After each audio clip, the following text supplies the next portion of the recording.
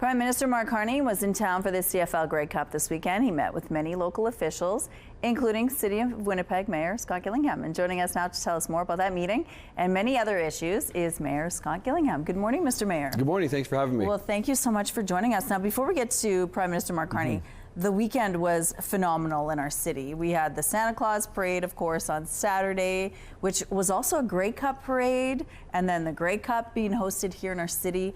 Tell us a little bit about the vibe and some of the reaction from fans. It was such an exciting week and weekend, and I want to give a huge shout out and thanks to the Grey Cup Committee, Festival Committee, all the people, all the volunteers. We had hundreds and hundreds of volunteers engaged this weekend, so thank you so much. I talked to people from out of town. I went out of my way if I saw like a Riders shirt or someone in a Hamilton the Tiger Cat shirt.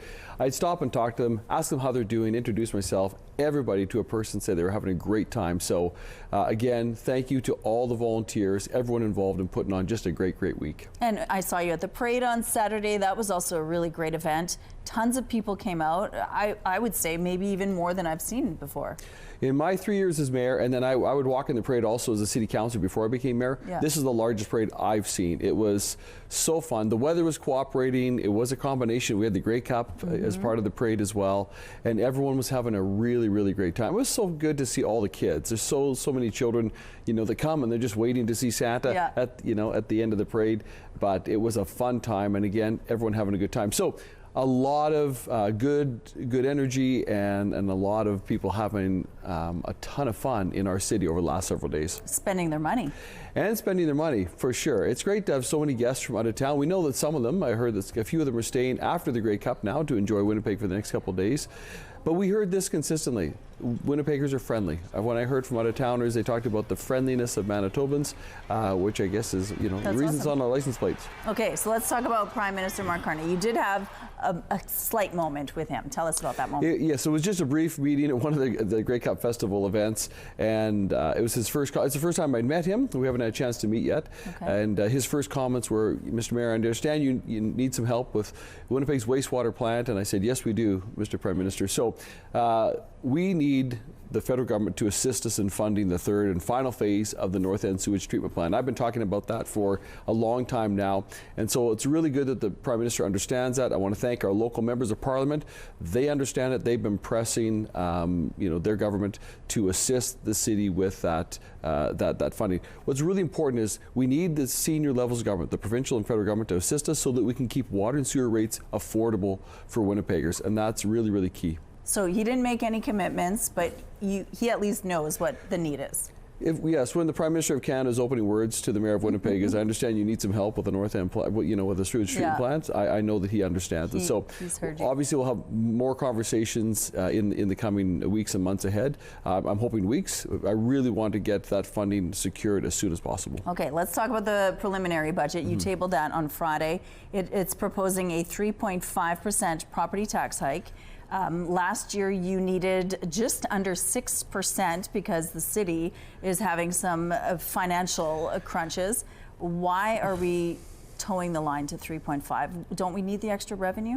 We always could use the extra revenue. I made a commitment when we introduced last year's budget that we would go back to 3.5% for 2026 budget, and so we have done that. I'm keeping my word on that. Part of the reason that we we're able to go back to the 3.5% is we worked really hard. We work hard every year, but we work very hard over the past several months to find savings, to identify, unspent debt that we had already assigned and we didn't use it all. So we work really hard to find ways to control costs more than ever, so that we could make sure we could come in at 3.5% property tax increase. Could it go up even higher again in next years to come? Well, that'll be up to the next, next budget and cycle. So we'll see what happens. What we have though in Winnipeg is every municipality we rely primarily on property taxes. That's our revenue source primarily. It's an antiquated way of funding cities and municipalities. We've been calling for changes to that, but even with this 3.5% property tax increase, it's really important for Winnipeggers to know we still have the lowest municipal property taxes of any major city in Canada. I've been saying it for years, others have as well, but just recently, Calgary released their budget. In their budget documents, they put a comparator slide in there and showed all the different cities in Canada, and Calgary says that Winnipeg has the lowest municipal property taxes, so it's not just us saying it.